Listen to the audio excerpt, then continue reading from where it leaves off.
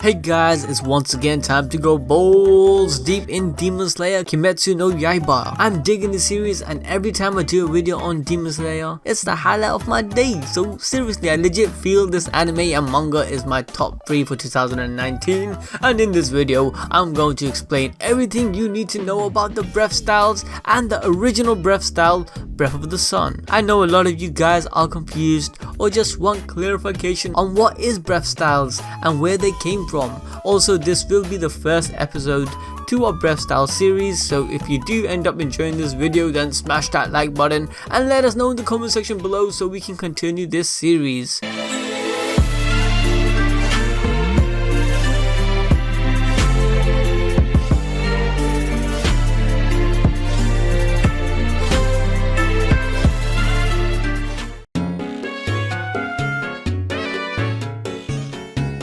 Alright, so before we go into the Breath of the Sun, let me quickly run you guys through on what we know about the breath styles and what exactly is it. Well, if you guys haven't forgotten, the Demon Slayer series is basically set in a universe where there are supernatural demons with incredible strength and overall power. So to combat against these monsters, the humans have adopted techniques to give them a fighting chance. These techniques used by the Demon Slayer core are breathing styles or breath styles. Not only does this help with swordsmanship, but also increase the human limits when fighting. So how does it work? Well, with the use of specific and concentrated breath patterns, the user can increase their lung capacity and control the amount of oxygen in their blood. This increases their physical strength and agility equal to a demon. This also increases their overall mental fortitude, allowing them to be more resilient. And once the breath style are mastered, the user can use full focus breath, which allows complete control of the body's internal biological process to the point where it can slow down poisoning or bleeding along with healing critical wounds. Like even in our own reality, breathing forms go back to ancient times, so the Demon Slayer being able to heal themselves or close their wounds by controlling the breathing isn't so far-fetched, as having complete control of the breath will give complete control of their level of oxygen, blood concentration, heart rate, and many other factors. In fact, there is also a practice called Anapanasati, which is a breathing technique for Buddhist meditation. Its literal meaning is mindfulness of breathing, where one would focus on the way they inhale and exhale. And although this is just a form of meditation, there are countless of benefits from doing this. One being having the understanding of their own active breathing and passive breathing. And once you can control your active and passive breathing, you can truly control your own body. Now, once a person is able to control their own breath pattern, they would be able to increase their own energy input and output. A basic understanding is with the effects of breathing with weighted exercises or in combat sports. Like every punch would generally be aligned with an exhale.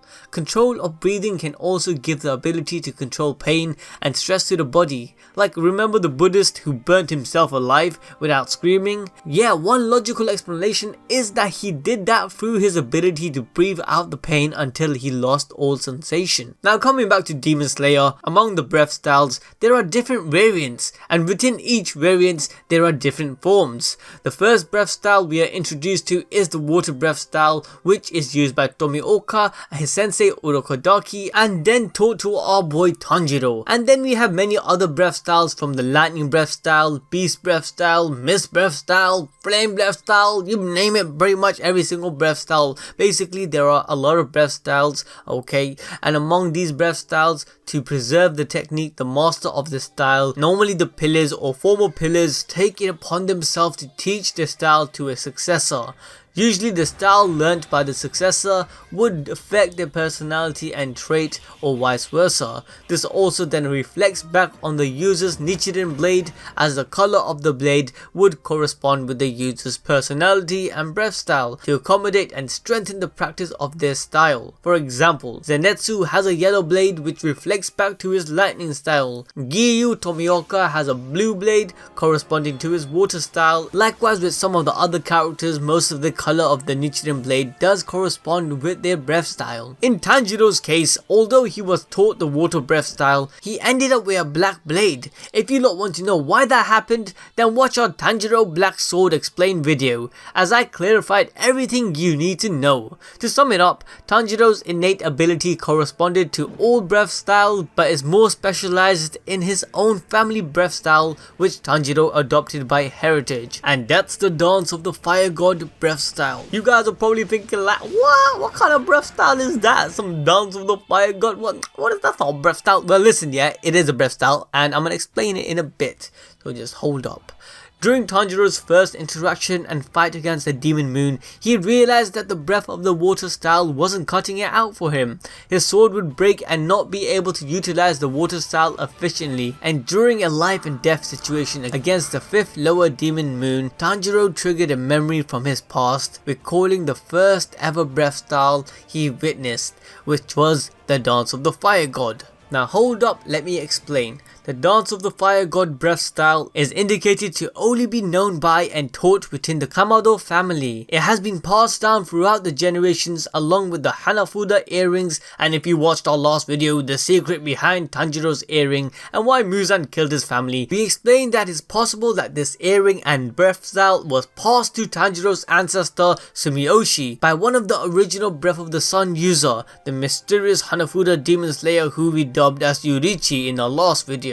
It is possible that the ritual known as the Fire God Dance was passed down in the guise to preserve the original breath style, and to do that, the Dance of the Fire God was performed by the Kamado family every new year. An example of this is in chapter 40 when Tanjiro is having a flashback of watching his father's badass Kagura dance with his mom as a kid. Even as his father was sick, he still performed this dance in the snow, which shows there must be importance behind it. With the use of this breathing style, Tanjiro's father was able to muster the energy and stamina to perform the dance even in his condition. Tanjiro's mom actually described how his father was working with the flames to avoid getting burnt, and how they offered this dance to the god of fire and a prayer at the beginning of the new year. Later on in the chapter within the flashback, his father tells Tanjiro as a kid that if he can learn the right way to breathe, he can dance forever and perform even in the cold just like he can. And after remembering his father's words, saying to him that all he truly needs is the dance and the earrings. After Tanjiro unlocked his potential to use the Dance of the Fire God, to understand it further, he sought out the flame pillar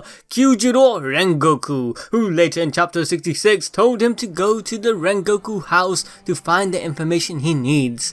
Rengoku tells Tanjiro that maybe some of the notes that the flame pillars of the old left behind might have records or clues about the Dance of the Fire God. So in chapter 68, Tanjiro takes Rengoku's advice and visits the Rengoku house. Upon arriving, he meets the flame breath user Shinjiro Rengoku, a former pillar and the father of Kyojiro and Senjiro Rengoku. When Shinjiro takes a look at Tanjiro's earrings, he immediately comes to a shocking realization that Tanjiro is a Breath of the Sun user, or so he believes. He tells him how he has read about those earrings as it was written. Now guys, this is where we learn that the Breath of the Sun was the original breath, the godly breath that was the first one ever created, and the one which every other breath derived from. So yeah, literally every single breath style we see in this series is a branched off version from the Breath of the Sun. Shinjiro finishes off by saying that every other breath are nothing more than imitation of the Breath of the Sun, and not only blatant copies but inferior versions. So just imagine how strong this Breath of the Sun is. And we have to remember that Kibitsuji Muzan's flashback where he was shown on the ground beaten by a Breath of the Sun user.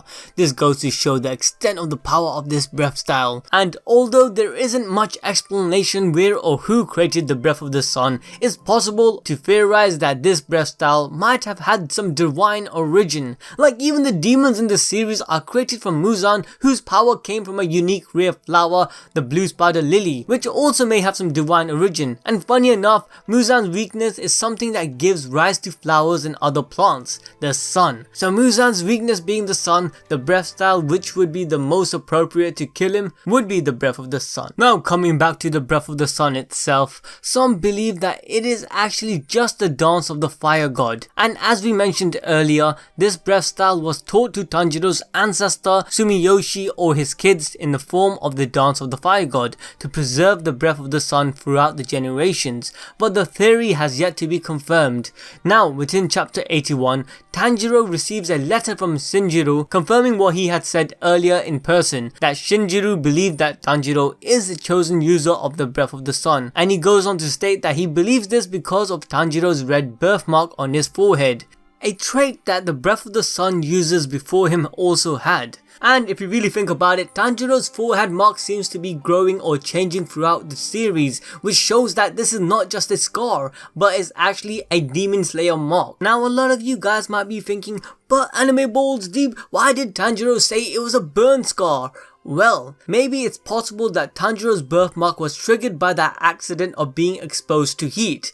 Yes guys, later we find out that this Demon Slayer mark is actually dependent on heat. But guys, I'm going to explain everything you need to know about this Demon Slayer mark in another video very soon, so make sure you are hitting that like button and showing us some love and support by being subscribed and part of our ABD notification squad. Anyways, later in that chapter, when Tanjiro continues his fight with Darky, it shows that she begins to see flashback of this mysterious first breath user with the Hanafuda earring and birthmark on his forehead, and she ultimately goes into a confusion of seeing Tanjiro as this person, which brings us back to the foreshadowing that Tanjiro is in fact a breath of the sun user. And once again, not much is said about the origins of where the first style, the breath of the sun, came from, but it is actually indicated that samurais from the Sengoku period were the users of this style. However, over the years it had died out and became very rare. It also indicated that not everyone can simply use this style,